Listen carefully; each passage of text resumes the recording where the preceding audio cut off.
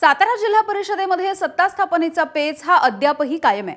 मुंबईमध्ये याच सत्ता स्थापनेवरून वरिष्ठांच्या हालचाली सध्या सुरू आहेत। त्रिशंकू स्थितीमुळे साताऱ्याचा पेच सुटत नाहीये। राष्ट्रवादी आणि शिवसेनेचे सदस्य हे गेल्या 7 दिवसांपासून आउट ऑफ नेटवर्क आहेत। भाजपने निवडणुकीच्या आधी स्वबळाची भाषा केली, मात्र बहुमत मिळालेलं नाही।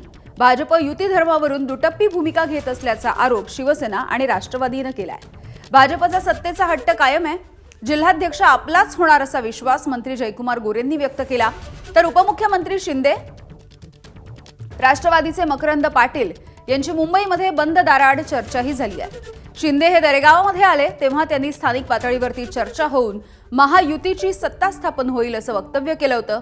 त्यामुळे आता शिवसेना राष्ट्रवादी सातारा जिल्हा परिषदेमध्ये भाजपला सत्तेत वाटा देऊन समतोल साधणार का, असाही प्रश्न आहे। जिल्हा परिषदेमध्ये भाजपला सोबत घेतलं तर भाजप पंचायत समितीमध्ये चित्र काहीसं वेगळं दिसू शकतं, कारण मित्र पक्षांना सत्तेमध्ये वाटा मिळू शकतो का, असाही प्रश्न आता या सगळ्या गोष्टींमुळे निर्माण होताना दिसतो आहे।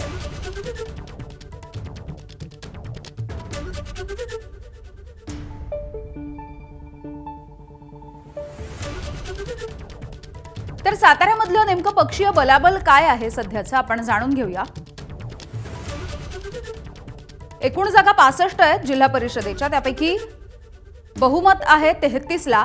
कोणाला किती संख्याबळ आहे कोणाकडे ते आपण बघतोय। भाजप 27, राष्ट्रवादी 20, शिवसेना 15, काँग्रेस, त्यानंतर शेतकरी संघटना आणि अपक्ष अशा प्रत्येकी एक जागा त्यांच्याकडे आली आहे। एबीपी माझा, उघडा डोळे बघा नीट।